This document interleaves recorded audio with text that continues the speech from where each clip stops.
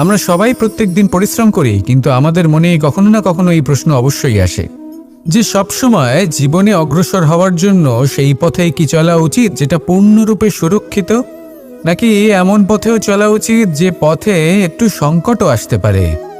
এবার আমি আপনাদের বলবো যে বিকাশ কিভাবে হয়। ছোট্ট একটা উদাহরণ দিই বিকাশের। আমরা ছোটবেলায় কিভাবে হাঁটতে শিখি। যখন আমরা শিশু অবস্থায় থাকি তখন আমরা একটি পা মাটিতে রাখি, দ্বিতীয় পাটি আমরা শূন্যে উত্তোলিত করি, তারপর সেই পা আমরা আবার মাটিতে রাখি আর তার উপর ভিত্তি করে আমরা আবার অন্য পাটা ফেলি। ঠিক এভাবেই আমরা হাঁটতে শিখে যাই। এবার এক্ষেত্রেও আমরা ছোট্ট একটা ঝুঁকি নিই, আর সেটা হলো যে আমরা পাটি শূন্যে উত্তোলিত করেছি। এতে বিপদ হলো এটাই যে আমরা ভুল করে নিজের ভারসাম্য হারাতে পারি, পড়ে যেতে পারি। অনেকবার পড়েও যাই, কিন্তু তারপরে কি হয়, আমরা আবার উঠে দাঁড়াই আর চলতে শুরু করে দিই, আর ঠিক এভাবেই আমরা হাঁটতে শিখে যাই। এমন জীবনেও হয়। জীবনেও এইভাবেই কর্ম করতে থাকুন। এমন কিছু কর্ম করলেন যার ফলে বিপদ আসতেই পারে, পরাজয় হতেই পারে, কিন্তু সেটা পার করলেই বিকাশ সম্ভব। তাই কর্ম করতে থাকুন আর আমার সাথে ভালোবেসে বলুন রাধা রাধা। আমাদের নিজেদের ভাবনা চিন্তাই জীবনের পথে অগ্রসর হতে বাধা দেয়। আমাদের চিন্তা ভাবনা আমাদের সীমাবদ্ধ করে দেয়। আমরা প্রত্যেক দিন পরিশ্রম করি, কিছু দেখি, কিছু লাভ করি, কোনো একটা স্থানে পৌঁছই, আর একটা সময় পরে মনে কেমন যেন একটা ভাবনা উৎপন্ন হয় যে আর কত দেখব, এত কিছু তো দেখে নিলাম, এত কিছু তো লাভ করলাম, এত সাফল্য অর্জন করলাম, আর কত লাভ করব। আর সেখানে আমরা থেমে যাই। এটা হয় আমাদের ভাবনার সীমাবদ্ধতার জন্য। কিন্তু যদি জীবনের কথা বলি, জীবন যদি আপনাকে সেই স্থানে পৌঁছে দেয় তাহলে তার পরবর্তী পথটাও জীবন আপনাকে নিশ্চিত রূপেই দেখাবে। প্রয়োজনটা হলো সেই পথটা দেখার এবং সেই পথে অগ্রসর হওয়ার। আর যেটা আমাদের জীবনযাত্রার সাথে হয় সেটা জীবনের সাথে এবং আত্মার সাথেও হয়ে থাকে। আমরা জীবনে প্রগতি লাভ করি, বিকাশ লাভ করি, কিন্তু একটা সময় পরে আমরা থেমে যাই। আমাদের সেটাই করলে চলবে না। এই জীবনযাত্রা, প্রগতি, বিকাশ, এই সব কিছুর সমাপ্তি তখনই সম্ভব যখন জীবন সমাপ্ত হবে। তাই নিজেকে বাধা দেবেন না, নিজের জীবনের উদ্দেশ্যকে সীমিত করবেন না। সামনে অগ্রসর হতে থাকুন আর আমার সাথে ভালোবেসে বলুন রাধা রাধা। জীবনের যাত্রাপথে সবথেকে বেশি গুরুত্বপূর্ণ হলো সম্পর্ক, কারণ এই সম্পর্কগুলো আমাদের সেই ব্যক্তির সাথে পরিচিত করায় যাদের হাত ধরে আমরা এই জীবনযাত্রার পথে অগ্রসর হই। এবার এই সম্পর্কে আপনার কথাবার্তা, আপনার ব্যবহার, এটা অত্যন্ত গুরুত্বপূর্ণ। তাই প্রশ্ন হলো, যাদের সাথে আমাদের এই সম্পর্ক গড়ে উঠেছে তাদের প্রতি আমাদের আচরণ কেমন হওয়া উচিত, তাদের সাথে কেমনভাবে কথা বলা উচিত। এর একটা বড়ই সহজ উত্তর আছে, দর্পণ। আপনি নিজেকে যেভাবে দর্পণে দেখেন সেভাবেই দর্পণের দিকে তাকান এবং কল্পনা করুন যে আপনার স্থানে সেই ব্যক্তি আছে আর সে আপনাকে দেখছে। এবার বুঝতে চেষ্টা করুন যে আপনার কেমন ব্যবহার হওয়া উচিত, তার আপনার ব্যবহার কেমন হলে ভালো লাগবে আর কেমন হলে তার অনুচিত বোধ হবে। শুধু এইভাবেই সেই ব্যক্তিকে বুঝতে চেষ্টা করুন। কখনো কোনো মানুষের ভালোবাসার প্রয়োজন হয়, কখনো পথপ্রদর্শনের প্রয়োজন হয়, কখনো তিরস্কারের প্রয়োজন হয়, কখনো কটু সত্যের প্রয়োজন হয়, বা কখনো শুধু সঙ্গর প্রয়োজন হয়। যদি দুজন ব্যক্তি এভাবেই একে অপরকে বুঝে অগ্রসর হন তাহলে এই সম্পর্ক আজীবন চলতেই থাকবে। আসুন আমার সাথে ভালোবেসে বলুন রাধা রাধা। মানুষ সবসময় নিজেদের জীবনে ভবিষ্যতের বিষয়ে ভাবতে থাকে। কখনো উৎসাহিত হয়, কখনো চিন্তিত হয়, কখনো স্বপ্ন দেখে যে আমি ভবিষ্যতে গিয়ে খুব বড় কেউ হব, কখনো কল্পনা করে যে আমি কখনো সেই স্থানে গিয়ে পৌঁছব। দেখুন, ভবিষ্যতের কথা ভাবা অনুচিত কিছু নয়, কিন্তু এই ভবিষ্যতের কথা ভাবতে ভাবতে বর্তমানকে ভুলে যাওয়াটা অনুচিত। আজ মানে এই বর্তমান কিন্তু খুব আবশ্যক। আমাকে বলুন, আজ আপনি বর্তমানে যাই হন না কেন, সেটা এমন কেন? তার কারণটা কি? তার কারণ হলো অতীতকালে আপনার কর্ম আর আপনার নির্বাচন। সেই সকল কর্মের জন্যই আজকের এই বর্তমান কিছুটা এই রকম হয়েছে। ঠিক সেইভাবেই আপনার এই বর্তমান আপনার ভবিষ্যৎ রচনা করবে। ভবিষ্যতে এই বর্তমান অতীতকাল হতে চলেছে। আপনার ভবিষ্যতের আধার হলো এই বর্তমান। তাই শুধু স্বপ্ন দেখবেন না, শুধু কল্পনা করবেন না। যা কিছুই আপনি পেতে চান তার জন্য বর্তমানে থেকে কর্ম করুন। এই কর্মই আপনার ভবিষ্যৎ নির্মাণ করবে। আসুন আমার সাথে ভালোবেসে বলুন, রাধা রাধা। যখনই আমরা সূর্য আর চন্দ্রমার কথা বলি, তখনই আমরা চন্দ্রমাকে কিছু কম বলে মনে করি, সূর্যকে বেশি গুরুত্ব দিই। কারণ সূর্যই আমাদের প্রকাশ দিয়ে থাকে, সারাদিন আমাদের প্রকাশ প্রদান করে। তার সামনে চন্দ্রমার এই তেজ কিছুটা ম্লান মনে হয়, বা দেখতে গেলে চন্দ্রমা স্বয়ং সূর্যের আলোয় আলোকিত হয় আর সেটা আমাদের কাছে পৌঁছে দেয়। কিন্তু এবার এর অর্থ তো এটা নয় যে চন্দ্রমা বিশেষ নয় বা তার কোনোই গুরুত্ব নেই। ঘন অন্ধকারে রাতের বেলায় যখন আমরা কিছুই দেখতে পাই না, তখন আমাদের কাছে এই প্রকাশ কে পৌঁছে দেয়? চন্দ্রমা। যখন চাঁদ পূর্ণিমার রাত আসে, তখন ব্যক্তি তার প্রেমিককে বা স্ত্রী তার স্বামীর মুখটা সেই চাঁদের মধ্যেই দেখতে পায়। একটা ছোট্ট বালক, ছোট্ট একটা শিশুর যখন রাতে ঘুম আসে না, সে ব্যাকুল হয়ে পড়ে, আমরা তাকে আকাশের এই চাঁদকে দেখাই, তাকে সন্তুষ্ট করে ঘুম পাড়িয়ে দিই। এই চন্দ্রমা কখনো অর্ধচন্দ্রমা হয়ে, কখনো লুপ্ত হয়ে গিয়ে, কখনো আবার জাগ্রত হয়ে ওঠে, এই সংসারকে প্রকাশ প্রদান করে। সে অসংখ্য প্রাণীর পথ প্রদর্শন করে। অর্থাৎ চন্দ্রমা হওয়া কোনো অংশে কম কিছু নয়। যদি আপনিও জীবনে নিজের তেজ সংসারের কাছে পৌঁছে নাও দিতে পারেন, তাতে কিছুই যায় আসে না। যদি কারোর তেজ নিয়ে তেজস্বী হয়ে তার দ্বারা অন্য কারোর জীবনে আসার আলো ফুটিয়ে তুলতে পারেন, তাতেও কিন্তু আপনার জীবন সার্থক। আসুন আমার সাথে ভালোবেসে বলুন, রাধা রাধা। মানুষের জীবনে যখনই কোনো বিপদ আসে, মানুষ নিজের আশেপাশে দেখে, অন্য কাউকে খোঁজে, ভাবে কেউ এসে তাকে সাহায্য করবে। সে আশা করে যে কোনো ব্যক্তি এসে তার হাত ধরবে আর সেই বিপদ থেকে তাকে মুক্তি দেবে। কিন্তু প্রকৃতি আমাদের এই শিক্ষা দেয় না। কখনো কোনো পাখিকে দেখবেন, একটা পাখি যখনই কোনো ঝড় আসে কি করে? একটা ঝড় এসে তার বাসা ভেঙে দিয়ে যায়, তার বাসা নষ্ট করে দিয়ে যায়। সেই পাখি কিন্তু অপেক্ষা করে না যে কে তাকে এসে সাহায্য করবে। সে কখনো আশা করে না যে কেউ এসে তাকে আশ্রয় দেবে। সে নিজেই কর্ম করে, একটা একটা করে খড়কুটো সে আবার জড়ো করে আর নিজের বাসা পুনর্নির্মাণ করে। প্রকৃতি আমাদের এটাই শেখায় যে আমরা নিজেরাই প্রত্যেকটা সমস্যার সম্মুখীন হতে পারি। কারণ ঝড় অর্থাৎ সংকট আমাদের সবার জীবনেই আসবে, তার সম্মুখীন হতে হবে আমাদের, আর সেটাও নিজেদের শক্তি দ্বারাই। তার সম্মুখীন হওয়ার সময় নিজেদের সংযত করে রাখতে হবে, আর তার জন্য নিজের ওপর বিশ্বাস রাখা আবশ্যক। আর এই কথাটা বোঝাও আবশ্যক যে যত বড়ই সংকট আসুক না কেন, তার সাথে লড়াই করার মতো যে শক্তি প্রয়োজন, সেই শক্তি আমাদের মনেই নিহিত। শুধু সেই শক্তি খুঁজে নিন আর সেই বিপদের সম্মুখীন হন। এই সংসারের কোনো বিপদ আপনাকে বাধা দিতে পারবে না। আসুন আমার সাথে ভালোবেসে বলুন, রাধা রাধা। মন এবং মস্তিষ্ক, এই দুই হল মানুষের জীবনের দুটি গুরুত্বপূর্ণ অংশ।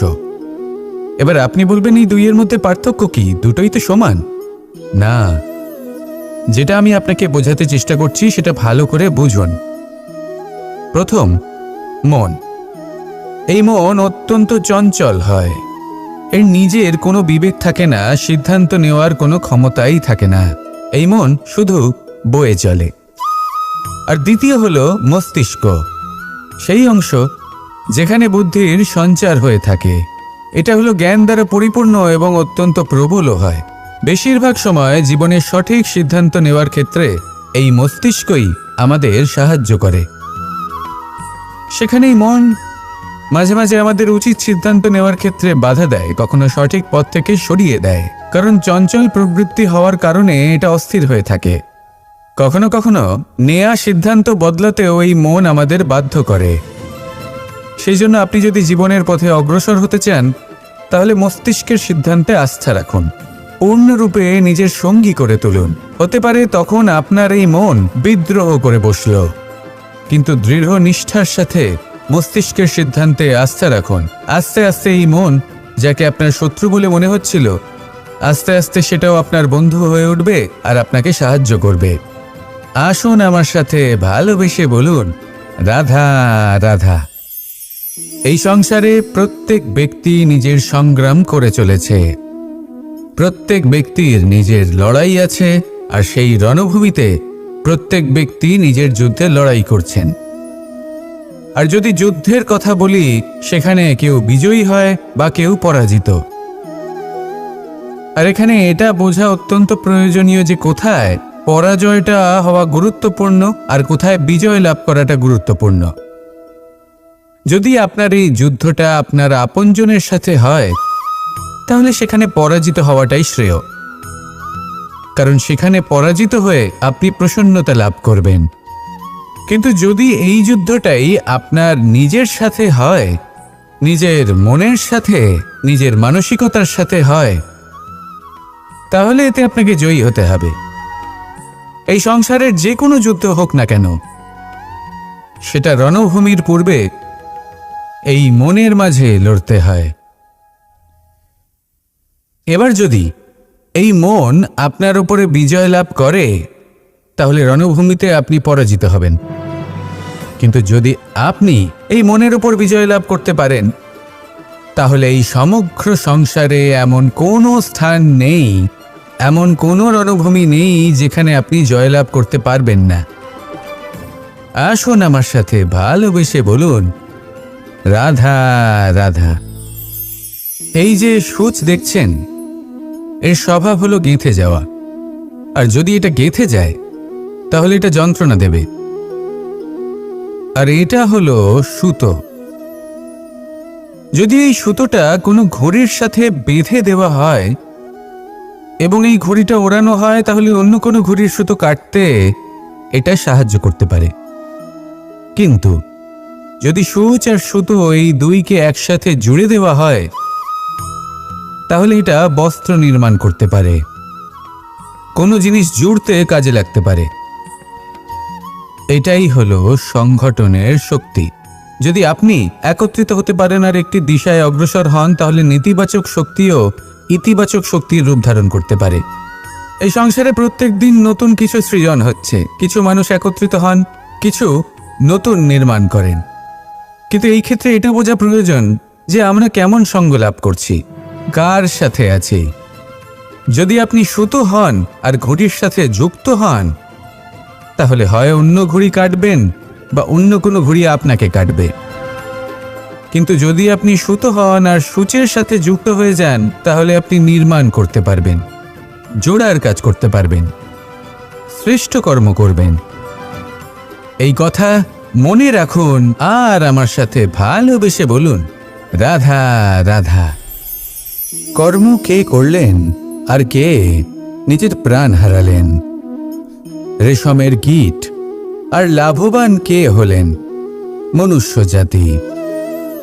এর দ্বারা আমরা কি শিক্ষা পেলাম? যে এই সংসারে আমরা যে কর্মই করি, সৎকর্ম করি বা অপকর্ম করি, তার থেকে লাভবান যে কেউ হতে পারেন। আমাদের বন্ধু হোক, পরিবার পরিজন হোক বা সংসারের যে কোনো ব্যক্তি হোক, যে কেউ লাভবান হতে পারেন, কিন্তু সেই কর্মের ফল কিন্তু আমাদেরই ভোগ করতে হয়। যদি আপনি সৎকর্ম করেন, তাহলে তার শুভ ফল আপনিই পাবেন। তার থেকে লাভবান হয়তো এই সংসারে যে কেউ হতে পারেন। সেরকমই যদি আপনি অপকর্ম করে থাকেন, তার থেকে সংসারের যে কোনো ব্যক্তি যতই লাভবান হোক না কেন, তার থেকে ক্ষতি আপনাকেই ভোগ করতে হবে। তাহলে আপনি কি সুফল চান নাকি ক্ষতিগ্রস্ত হতে চান, সেটা নির্ভর করছে আপনার কর্মের ওপর। তাহলে ভেবেচিন্তে কর্ম করুন আর আমার সাথে ভালোবেসে বলুন, রাধা রাধা। প্রতিষ্ঠা এবং চরিত্র মানুষের জীবনের দুটি গুরুত্বপূর্ণ অংশ। যখন মানুষ ধন অর্জন করে, ঐশ্বর্য লাভ করে, জীবনযাপনের সামগ্রী ক্রয় করতে পারে, তখন সে প্রতিষ্ঠিত হয়। আর এই চরিত্র, সেটা হলো মানুষের শ্রেষ্ঠ স্বভাব আর তার সৎকর্ম, এইসবের ফল।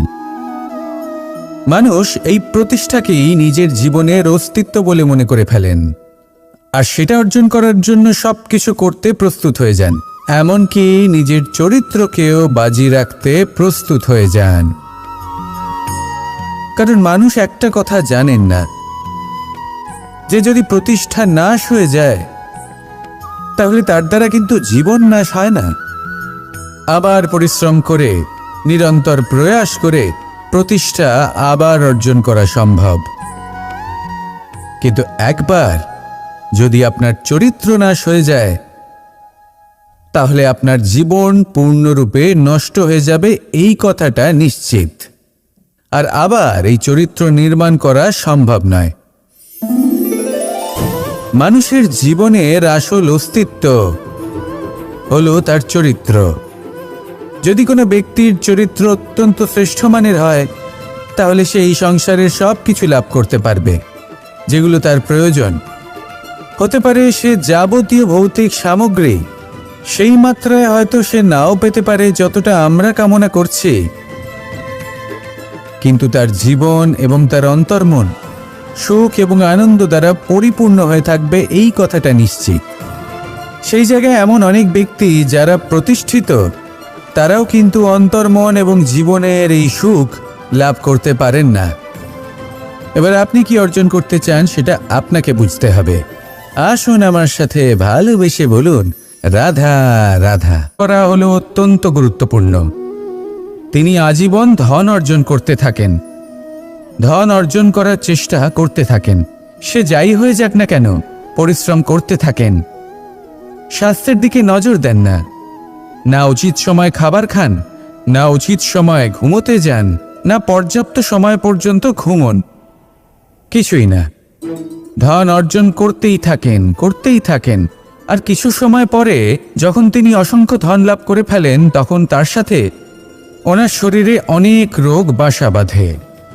এইসব রোগের উপচার করতে করতে সেই সমস্ত ধন যা উনি অর্জন করেছেন তা তিনি ব্যয় করে ফেলেন। শেষ পর্যন্ত কি হয়?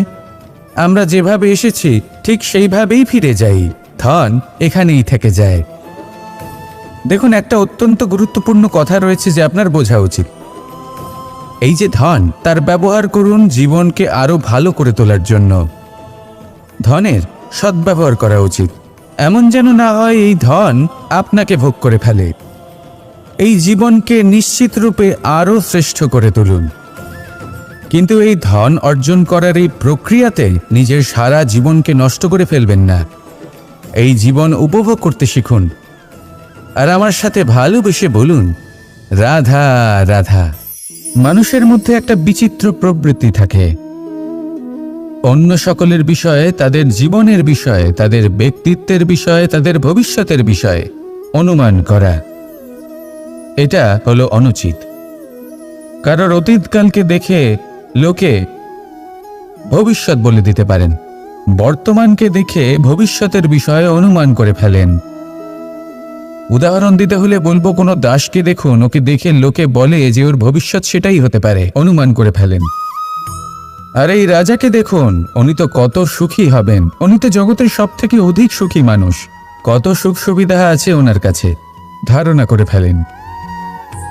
তবে সত্য তো এটাই যে কারোর ব্যক্তিত্বের বিষয়ে, তাদের ভবিষ্যতের বিষয়ে আপনি পূর্ণ সত্য কখনোই বলতে পারবেন না, শুধু অনুমান করতে পারবেন।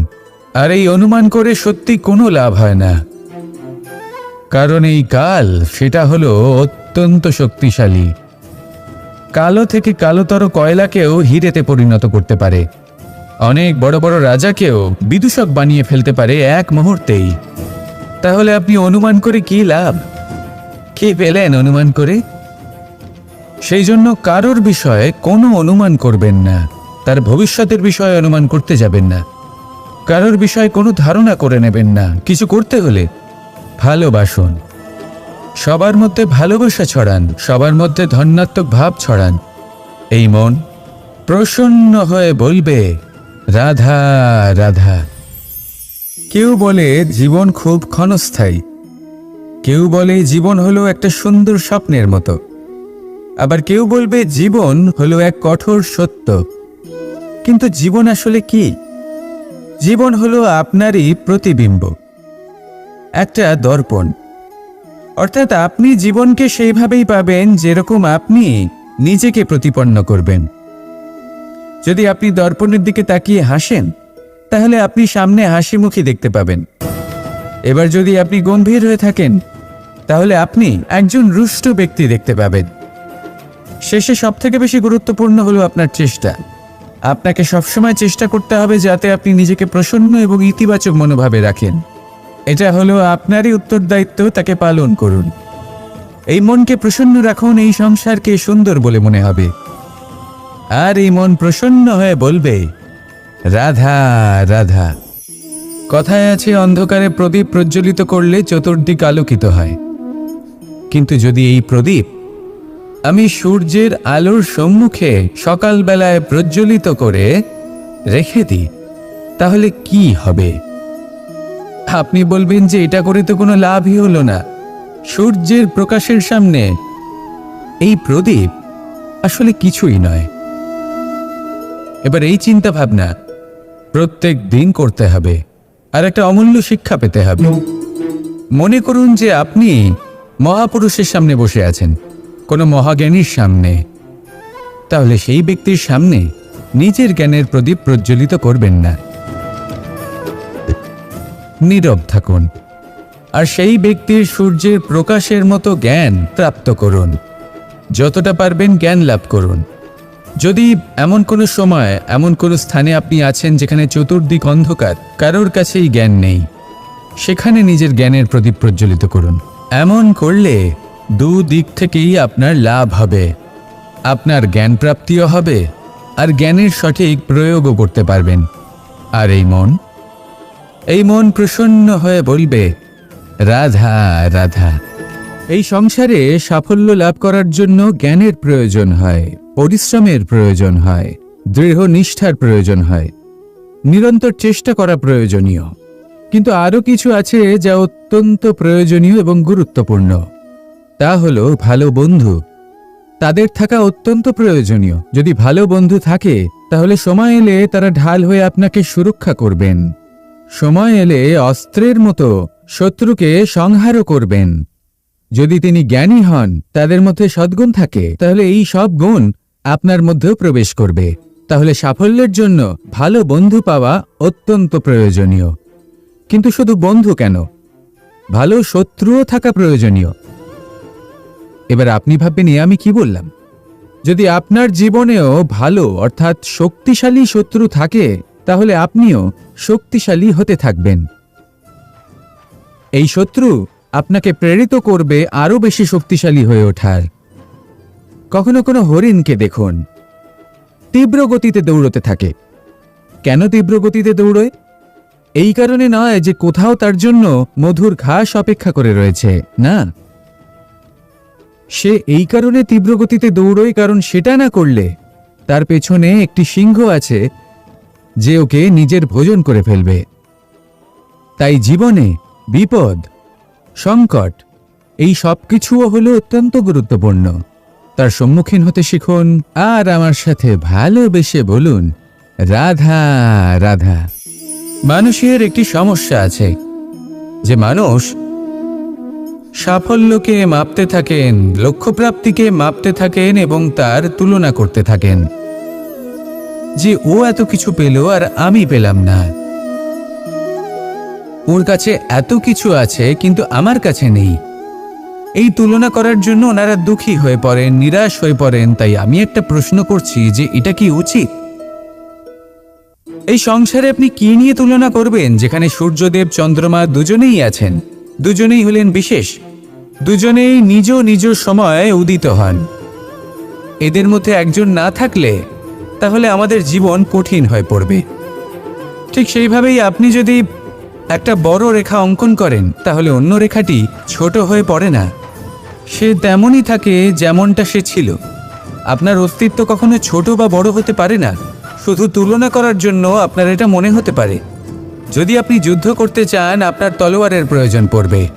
যদি বস্ত্র তৈরি করতে চান, এত বড় তলোয়ার দিয়ে কিছুই হবে না, তখন প্রয়োজন পড়বে একটা ছোট্ট সূচের। তাই তুলনা করবেন না, না নিজেকে ছোট মনে করবেন, না অন্য কাউকে। সবার সাথে সহযোগিতা করুন, আর যদি তুলনা করতেই হয়, নিজের সাথে করুন। যে কাল আমি কেমন ব্যক্তি ছিলাম, আজ কি তার থেকে শ্রেষ্ঠ হয়ে উঠতে পেরেছি? ভেবে দেখুন ভবিষ্যতে গিয়ে আপনি কতটা শ্রেষ্ঠ ব্যক্তি হতে পারেন। আসুন আমার সাথে ভালোবেসে বলুন, রাধা রাধা। আমাদের নিজেদের ভাবনা চিন্তাই জীবনের পথে অগ্রসর হতে বাধা দেয়।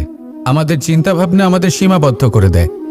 আমরা প্রত্যেক দিন পরিশ্রম করি, কিছু দেখি, কিছু লাভ করি, কোনো একটা স্থানে পৌঁছই, আর একটা সময় পরে মনে কেমন যেন একটা ভাবনা উৎপন্ন হয় যে আর কত দেখব, এত কিছু তো দেখে নিলাম, এত কিছু তো লাভ করলাম, এত সাফল্য অর্জন করলাম, আর কত লাভ করব।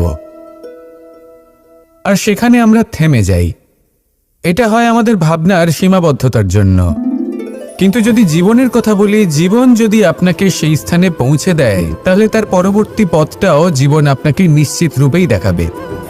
প্রয়োজনটা হলো সেই পথটা দেখার এবং সেই পথে অগ্রসর হওয়ার। আর যেটা আমাদের জীবনযাত্রার সাথে হয়, সেটা জীবনের সাথে এবং আত্মার সাথেও হয়ে থাকে। আমরা জীবনে প্রগতি লাভ করি, বিকাশ লাভ করি, কিন্তু একটা সময় পরে আমরা থেমে যাই। আমাদের সেটাই করলে চলবে না। এই জীবনযাত্রা, প্রগতি, বিকাশ, এই সব কিছুর সমাপ্তি তখনই সম্ভব যখন জীবন সমাপ্ত হবে। তাই নিজেকে বাধা দেবেন না, নিজের জীবনের উদ্দেশ্যকে সীমিত করবেন না। সামনে অগ্রসর হতে থাকুন, আর আমার সাথে ভালোবেসে বলুন, রাধা রাধা। আমরা সবাই প্রত্যেক দিন পরিশ্রম করি, কিন্তু আমাদের মনে কখনো না কখনো এই প্রশ্ন অবশ্যই আসে যে সবসময় জীবনে অগ্রসর হওয়ার জন্য সেই পথে কি চলা উচিত যেটা পূর্ণরূপে সুরক্ষিত, নাকি এমন পথেও চলা উচিত যে পথে একটু সংকটও আসতে পারে। এবার আমি আপনাদের বলবো যে বিকাশ কিভাবে হয়। ছোট্ট একটা উদাহরণ দিই বিকাশের। আমরা ছোটবেলায় কিভাবে হাঁটতে শিখি। যখন আমরা শিশু অবস্থায় থাকি, তখন আমরা একটি পা মাটিতে রাখি, দ্বিতীয় পাটি আমরা শূন্যে উত্তোলিত করি, তারপর সেই পা আমরা আবার মাটিতে রাখি, আর তার উপর ভিত্তি করে আমরা আবার অন্য পাটা ফেলি। ঠিক এভাবেই আমরা হাঁটতে শিখে যাই। এবার এক্ষেত্রেও আমরা ছোট্ট একটা ঝুঁকি নিই, আর সেটা হলো যে আমরা পাটি শূন্যে উত্তোলিত করেছি। এতে বিপদ হলো এটাই যে আমরা ভুল করে নিজের ভারসাম্য হারাতে পারি, পড়ে যেতে পারি। অনেকবার পড়েও যাই, কিন্তু তারপরে কি হয়, আমরা আবার উঠে দাঁড়াই আর চলতে শুরু করে দিই। আর ঠিক এভাবেই আমরা হাঁটতে শিখে যাই। এমন জীবনেও হয়।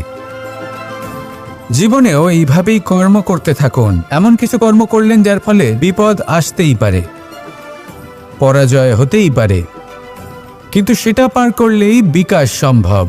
তাই কর্ম করতে থাকুন, আর আমার সাথে ভালোবেসে বলুন, রাধা রাধা। মানুষের জীবনে যখনই কোনো বিপদ আসে, মানুষ নিজের আশেপাশে দেখে, অন্য কাউকে খোঁজে, ভাবে কেউ এসে তাকে সাহায্য করবে। সে আশা করে যে কোনো ব্যক্তি এসে তার হাত ধরবে আর সেই বিপদ থেকে তাকে মুক্তি দেবে। কিন্তু প্রকৃতি আমাদের এই শিক্ষা দেয় না।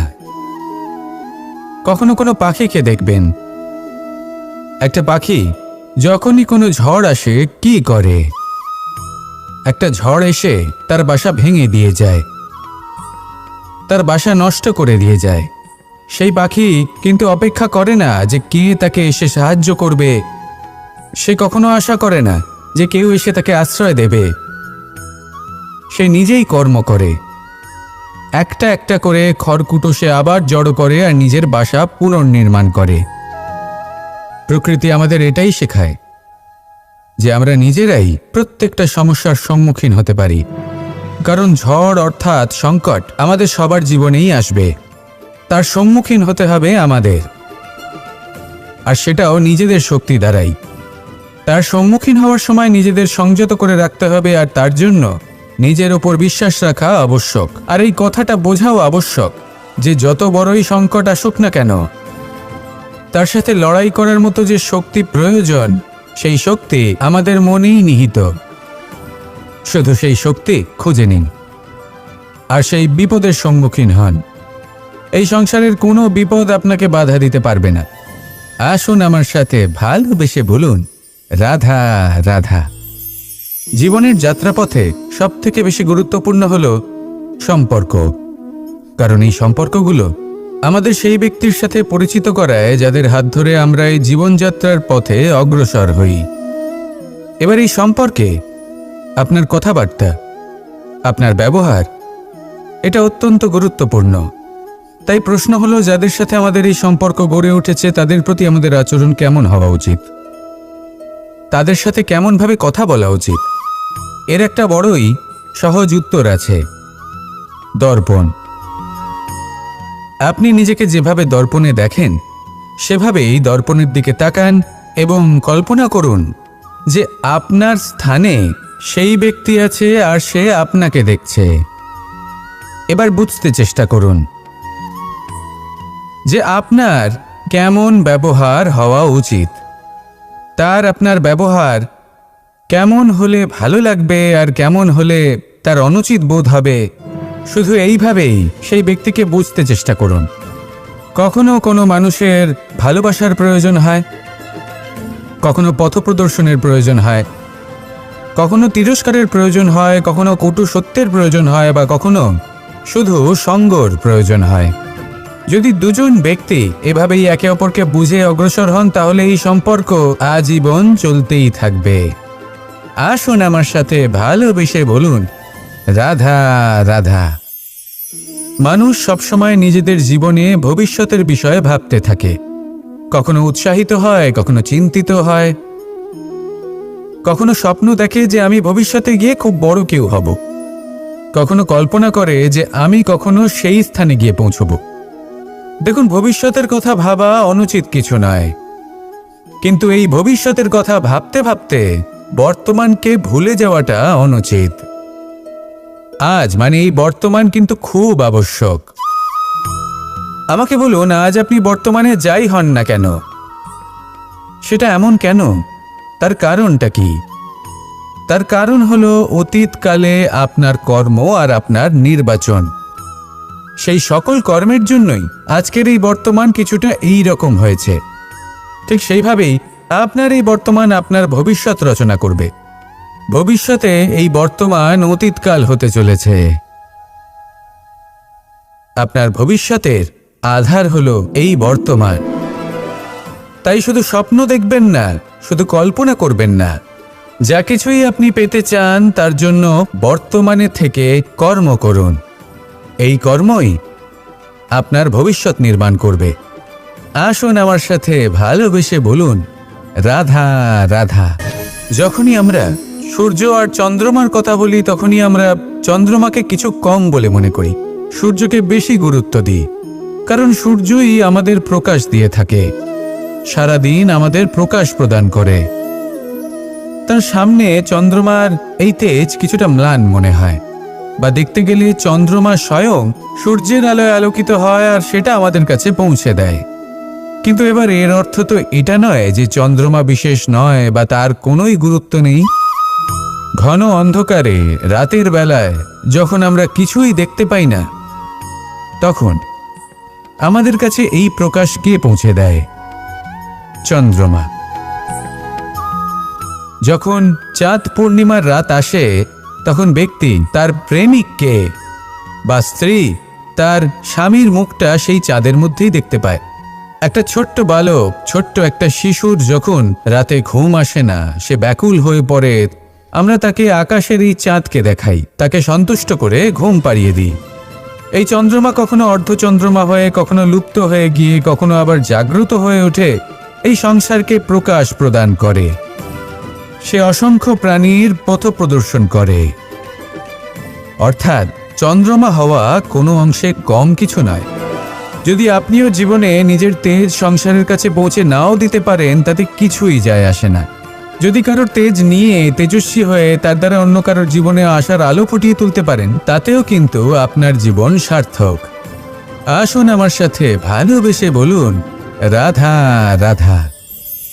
মন এবং মস্তিষ্ক, এই দুই হলো মানুষের জীবনের দুটি গুরুত্বপূর্ণ অংশ। এবার আপনি বলবেন, এই দুইয়ের মধ্যে পার্থক্য কি? দুটোই তো সমান। না, যেটা আমি আপনাকে বোঝাতে চেষ্টা করছি সেটা ভালো করে বুঝুন। প্রথম, মন। এই মন অত্যন্ত চঞ্চল হয়। এর নিজের কোনো বিবেক থাকে না, সিদ্ধান্ত নেওয়ার কোনো ক্ষমতাই থাকে না। এই মন শুধু বয়ে চলে। আর দ্বিতীয় হলো মস্তিষ্ক, সেই অংশ যেখানে বুদ্ধির সঞ্চার হয়ে থাকে। এটা হলো জ্ঞান দ্বারা পরিপূর্ণ এবং অত্যন্ত প্রবলও হয়। বেশিরভাগ সময় জীবনের সঠিক সিদ্ধান্ত নেওয়ার ক্ষেত্রে এই মস্তিষ্কই আমাদের সাহায্য করে। সেখানেই মন মাঝে মাঝে আমাদের উচিত সিদ্ধান্ত নেওয়ার ক্ষেত্রে বাধা দেয়, কখনো সঠিক পথ থেকে সরিয়ে দেয়। কারণ চঞ্চল প্রবৃত্তি হওয়ার কারণে এটা অস্থির হয়ে থাকে। কখনো কখনো নেয়া সিদ্ধান্ত বদলাতেও এই মন আমাদের বাধ্য করে। সেই জন্য আপনি যদি জীবনের পথে অগ্রসর হতে চান, তাহলে মস্তিষ্কের সিদ্ধান্তে আস্থা রাখুন, পূর্ণরূপে নিজের সঙ্গী করে তুলুন। হতে পারে তখন আপনার এই মন বিদ্রোহ করে বসল, কিন্তু দৃঢ় নিষ্ঠার সাথে মস্তিষ্কের সিদ্ধান্তে আস্থা রাখুন। আস্তে আস্তে এই মন, যাকে আপনার শত্রু বলে মনে হচ্ছিল, আস্তে আস্তে সেটাও আপনার বন্ধু হয়ে উঠবে আর আপনাকে সাহায্য করবে। আসুন আমার সাথে ভালোবেসে বলুন, রাধা রাধা। এই সংসারে প্রত্যেক ব্যক্তি নিজের সংগ্রাম করে চলেছে। প্রত্যেক ব্যক্তির নিজের লড়াই আছে, আর সেই রণভূমিতে প্রত্যেক ব্যক্তি নিজের যুদ্ধে লড়াই করছেন। আর যদি যুদ্ধের কথা বলি, সেখানে কেউ বিজয়ী হয় বা কেউ পরাজিত। আর এখানে এটা বোঝা অত্যন্ত প্রয়োজনীয় যে কোথায় পরাজয়টা হওয়া গুরুত্বপূর্ণ আর কোথায় বিজয় লাভ করাটা গুরুত্বপূর্ণ। যদি আপনার এই যুদ্ধটা আপনার আপনজনের সাথে হয়, তাহলে সেখানে পরাজিত হওয়াটাই শ্রেয়। কারণ সেখানে পরাজিত হয়ে আপনি প্রসন্নতা লাভ করবেন। কিন্তু যদি এই যুদ্ধটাই আপনার নিজের সাথে হয়, নিজের মনের সাথে, নিজের মানসিকতার সাথে হয়, তাহলে এতে আপনাকে জয়ী হতে হবে। এই সংসারের যে কোনো যুদ্ধ হোক না কেন, সেটা রণভূমির পূর্বে এই মনের মাঝে লড়তে হয়। এবার যদি এই মন আপনার উপরে বিজয় লাভ করে, তাহলে রণভূমিতে আপনি পরাজিত হবেন। কিন্তু যদি আপনি এই মনের উপর বিজয় লাভ করতে পারেন, তাহলে এই সমগ্র সংসারে এমন কোনো স্থান নেই, এমন কোনো রণভূমি নেই যেখানে আপনি জয়লাভ করতে পারবেন না। আসুন আমার সাথে ভালোবেসে বলুন, রাধা রাধা। এই যে সূচ দেখছেন, এর স্বভাব হলো গেঁথে যাওয়া। আর যদি এটা গেঁথে যায়, তাহলে এটা যন্ত্রণা দেবে। আর এটা হলো সুতো। যদি এই সুতোটা কোনো ঘড়ির সাথে বেঁধে দেওয়া হয় এবং এই ঘড়িটা ওড়ানো হয়, তাহলে অন্য কোনো ঘড়ির সুতো কাটতে এটা সাহায্য করতে পারে। কিন্তু যদি সূচ আর সুতো এই দুইকে একসাথে জুড়ে দেওয়া হয়, তাহলে এটা বস্ত্র নির্মাণ করতে পারে, কোনো জিনিস জুড়তে কাজে লাগতে পারে। এটাই হলো সংগঠনের শক্তি। যদি আপনি একত্রিত হতে পারেন আর একটি দিশায় অগ্রসর হন, তাহলে নেতিবাচক শক্তিও ইতিবাচক শক্তির রূপ ধারণ করতে পারে। এই সংসারে প্রত্যেক দিন নতুন কিছু সৃজন হচ্ছে। কিছু মানুষ একত্রিত হন, কিছু নতুন নির্মাণ করেন। কিন্তু এই ক্ষেত্রে এটা বোঝা প্রয়োজন যে আমরা কেমন সঙ্গ লাভ করছি, কার সাথে আছি। যদি আপনি সুতো হন আর ঘড়ির সাথে যুক্ত হন, তাহলে হয় অন্য ঘড়ি কাটবেন বা অন্য কোনো ঘড়ি আপনাকে কাটবে। কিন্তু যদি আপনি সুতো হন আর সূচের সাথে যুক্ত হয়ে যান, তাহলে আপনি নির্মাণ করতে পারবেন, জোড়ার কাজ করতে পারবেন, শ্রেষ্ঠ কর্ম করবেন। এই কথা মনে রাখুন আর আমার সাথে ভালোবেসে বলুন, রাধা রাধা।